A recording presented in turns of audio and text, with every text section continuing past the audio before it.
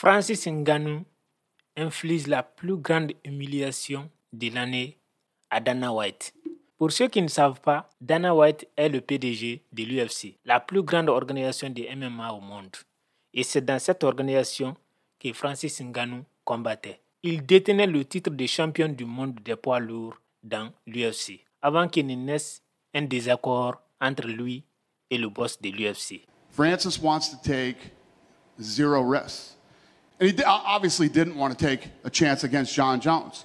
And after we saw what happened with Cyril Gane, you know, I don't blame him. I think the outcome would have been exactly the same. And I'm sure most of you do, and I'm sure Francis does too. He's just making him carry him. And he's putting pressure.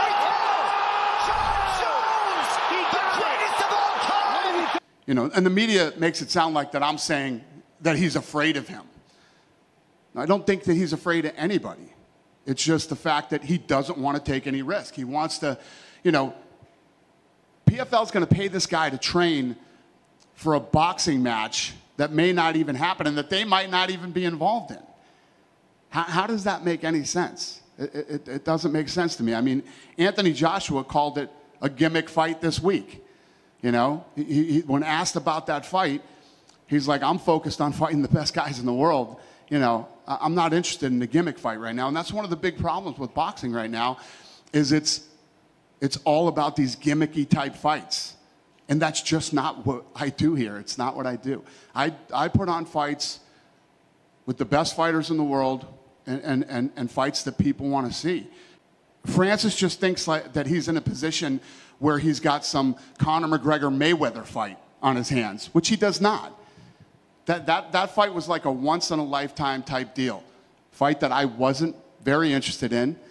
But at the end of the day, it became so big. The right guys, the right time, the right place.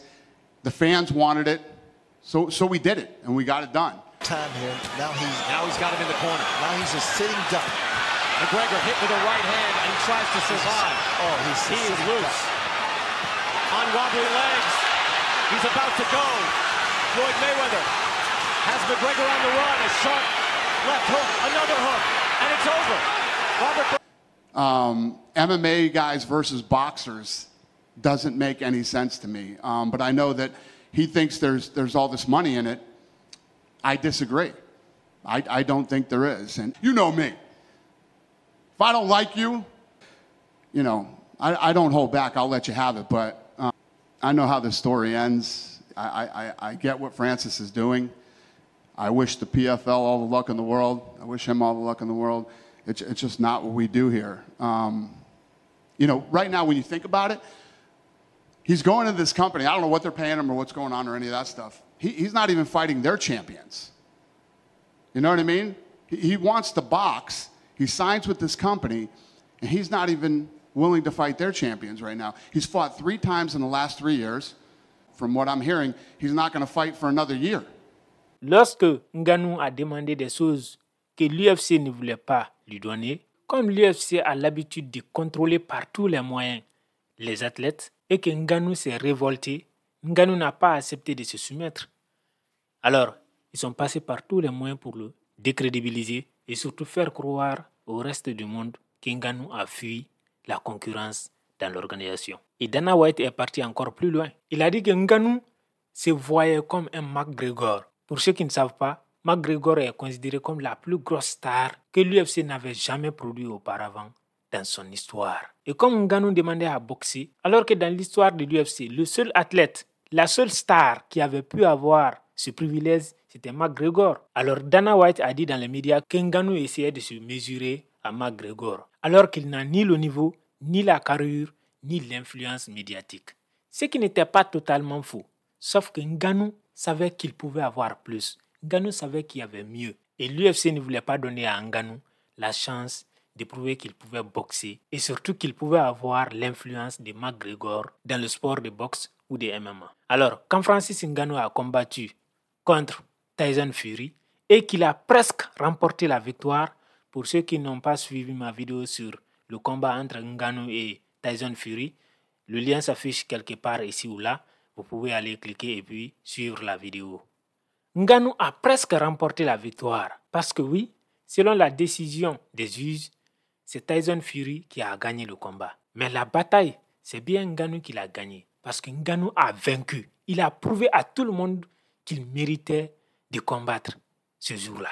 Il a montré à tout le monde qu'il a le potentiel de se battre pour le titre de champion du monde des poids lourds de boxe. Vous imaginez, la première fois dans sa vie qu'il boxe, il est déjà pressenti comme un potentiel challenger pour le titre mondial des poids lourds de la boxe. Vous imaginez, c'est une victoire énorme. Et pas que.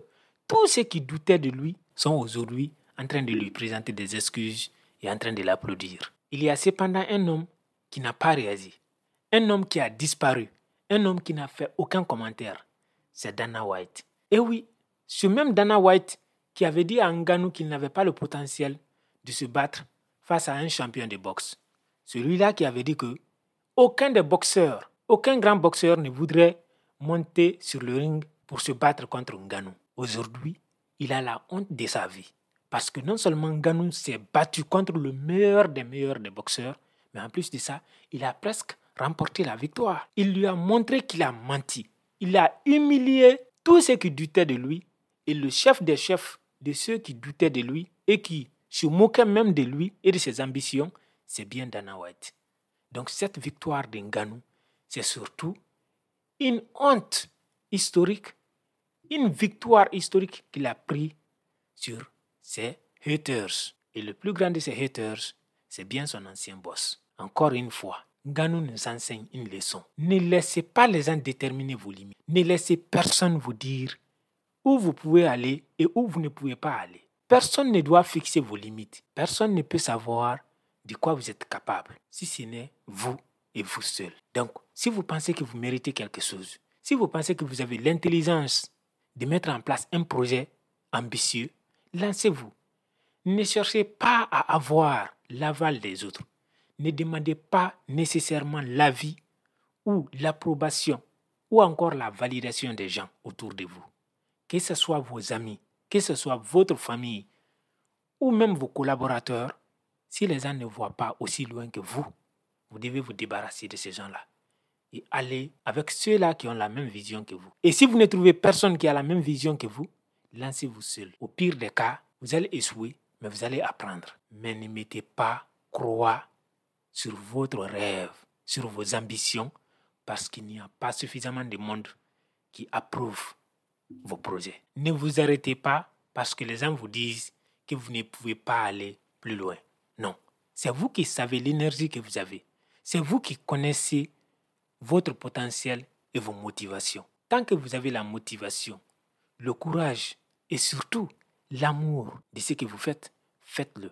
C'est votre vie, votre rêve, vos ambitions, vos projets. Les gens qui vous disent souvent que vous ne pouvez pas y arriver ne vous proposent pas de solution, ne vous proposent pas une autre alternative. Tout ce qu'ils font, c'est limiter vos potentiels. Parce que eux sont des personnes limitées. Généralement, les gens qui vous disent que vous ne pouvez pas y arriver n'ont pas un plus grand parcours que vous. Ce sont des gens qui sont pratiquement au même niveau que vous ou en dessous de vous. Donc c'est normal, ce sont des gens qui ne voient pas plus loin que vous. Et si par hasard, c'est quelqu'un qui est au-dessus de vous, vous allez voir que généralement, ce sont des jaloux. Ce sont des personnes qui ne veulent pas que vous leur dépassiez parce qu'ils savent que vous avez le potentiel d'aller plus loin qu'eux. Donc, dans tous les cas, prenez vos responsabilités et lancez-vous. Faites comme Francis Ngannou. Donnez du tort à tous ceux qui ont douté de vous. Battez-vous pour vos rêves et obtenez les résultats que vous méritez. Cette vidéo arrive à sa fin. Si vous avez aimé, likez, abonnez-vous à la chaîne et surtout laissez votre opinion en commentaire.